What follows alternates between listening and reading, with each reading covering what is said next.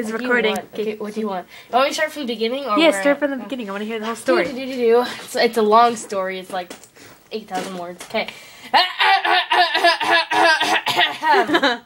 This is called Asking a King a Favor. I think there should be a 4 right there.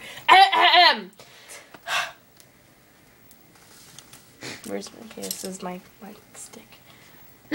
Shut up. I'm using it. Caspian sank into the delightfully hot water.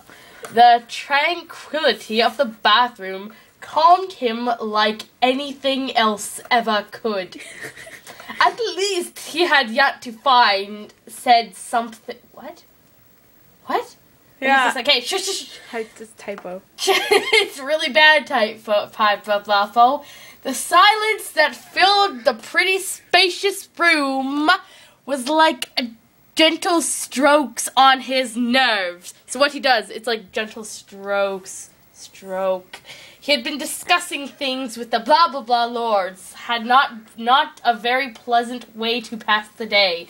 But like everything else, the day came to an end, and finally, he was allowed to leave the throne room and head for his chambers of secrets.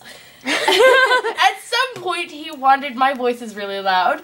To what the wandered what the kings and queens of old had been doing the whole day. It says wandered. Well, so many options can answer that question. Well, High King Peter at blah blah blah had most of the day. I can't read. Caspian used. It sounded like, distortion there. Remembering the thoughtful look on the blonde, that is spelled with an E, used face. The blonde, E, used beautiful face. Oh, his face and his beautiful face.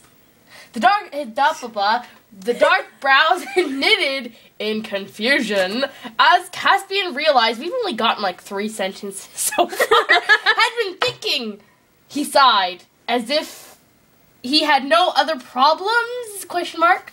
It says question mark right there. Oh. The newly crowned king reached out for a bottle sitting on the side table. Adding some of its contents, he took a deep breath.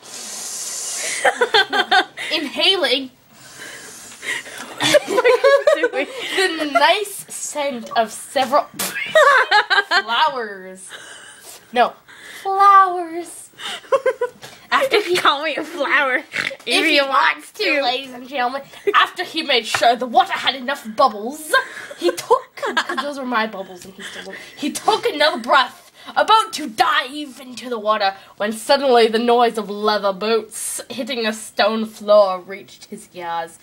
Who would run around the corridors of this part of the castle at this hour anyway? Caspian wondered. The thought finished the second the heavy oak door swung open, and in burst a panting King Edmund, looking quite confused and upset. Oh, shucks! Beep! I hear music. It's just the TV upstairs. I heard music. Just it. Okay. Oh, beep! Caspian watched Edmund close shit! Beep! Close the door as quietly as anyhow possible, while cursing equally quietly. May I ask? Caspian started, but stopped. When Edmund looked at him properly for the first time, both of them felt their cheeks reddening. Wow. Ed, another quite familiar voice, echoed loudly through the castle. This is really boring right now. It gets better later, but... Dumb! Edmund moved way too quietly for Caspian to say anything against it. Listen, okay. Edmund moved way too quietly for Caspian to say anything against it. What the f? What the f? Okay, you know what? Who wrote this? R-chan, a.k.a. Hoshisaki, I will hurt you. You are going to get maimed. Where was I? He would have wanted to say something for sure. Saying almost in slow motion. I can't even hear what you're saying. Old ran like a madman towards him, skipping to a halt in front of the bathtub, throwing a last panic looked over his shoulder, checking on the voice outside, which seemed to come closer, and finally jumping into the hole. I can't hear you. Tell me I'm like, You didn't see me, Edmund whispered harshly, watching the door intently.